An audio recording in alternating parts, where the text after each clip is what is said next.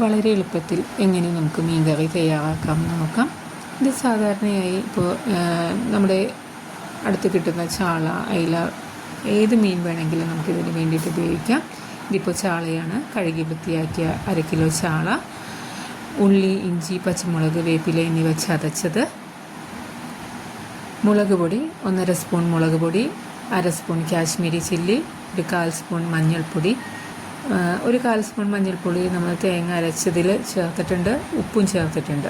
അപ്പോൾ അത്രയും കുറച്ച് നമ്മൾ ഇവിടെ ചേർക്കുന്നുള്ളൂ. കുടംപുളി വെള്ളത്തിലിട്ടത്, തേങ്ങ ഒരു 1/2 മുറി തേങ്ങയാണ് ഇപ്പം നമ്മൾ അരച്ചിരിക്കുന്നത്. ആവശ്യത്തിന് വെള്ളം, ഓയിൽ,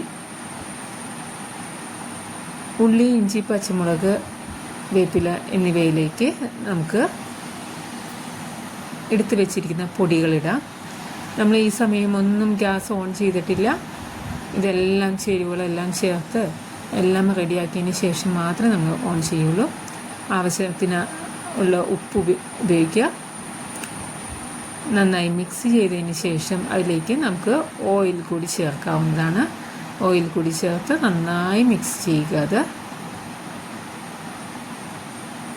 ഇപ്പം വളരെ സാധാരണമായിട്ട് നമ്മുടെ വീടുകളിലൊക്കെ നമ്മൾ ഉണ്ടാക്കുന്നതാണ്. നമുക്ക് തിരക്കുള്ള സമയത്തേക്ക് നമുക്ക് എത്ര പെട്ടെന്ന് ഉണ്ടാക്കണമെങ്കിൽ നമുക്ക് ഇതേ രീതിയിൽ ഉണ്ടാക്കി എടുക്കാവുന്നതാണ്. വളരെ എളുപ്പവുമാണ്. ഇതിലേക്ക് നമ്മളെടുത്ത് വെച്ചിരിക്കുന്ന കുടംപുളി ചേർത്ത് മിക്സ് ചെയ്യുക. ഇപ്പോഴും നമ്മൾ ഗ്യാസ് ഓൺ ചെയ്തിട്ടില്ല.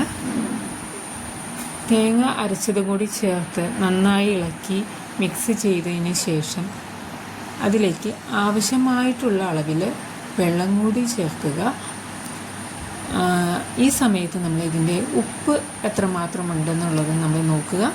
ഇപ്പോൾ കുടംപുളി നമ്മൾ ചേർത്തത് ഒരു 3-4 അല്ലി കുടംപുളി നമ്മൾ ചേർത്തിട്ടുണ്ട്. ഇത് അത്യാവശ്യം പുളിയുള്ള കുടംപുളി ആയതുകൊണ്ട് അത്രയും ചേർത്താൽ മതി. പുളിയുടെ അളവനുസരിച്ച് വേണം നമ്മൾ കുടംപുളി ചേർക്കാൻ വേണ്ടിയിട്ട്. ഇതിലേക്ക് ഉപ്പ് ആവശ്യത്തിനുള്ളതൊക്കെ ചേർത്ത് ഈ സമയമാണ് നമ്മൾ ഗ്യാസ് അടുപ്പ് ഓൺ ചെയ്യേണ്ടത്. ഫുള്ള് തന്നെ ഗ്യാസ് അടുപ്പ് കത്തിക്കുക. ആവശ്യമായിട്ടുള്ള വെള്ളവും കൂടി നമ്മൾ അതിനകത്ത് ചേർത്തതിന് ശേഷം നന്നായി തിളച്ച് വരുമ്പോൾ ഒരു 2-3 തിളച്ച് കഴിഞ്ഞതിന് ശേഷം മാത്രം കഴുകി വൃത്തിയാക്കിയിട്ടുള്ള മീൻ അതിനകത്തേക്ക് ഇടുക.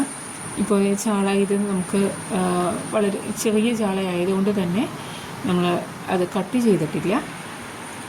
ഇതിലേക്ക് നന്നായി തിളച്ച് വരുമ്പോൾ തന്നെ നമ്മൾ അതിൻ്റെ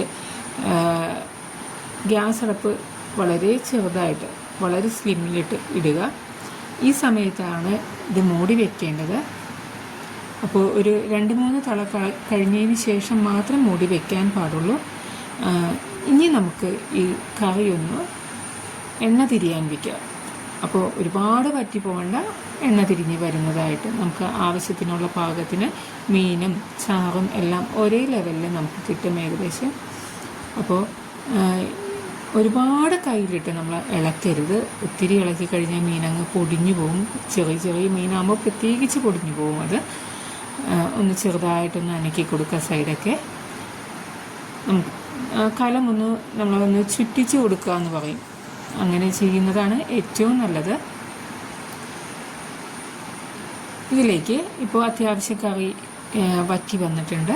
ഇപ്പോൾ ഏകദേശം പാകമായി വന്നിട്ടുണ്ട്.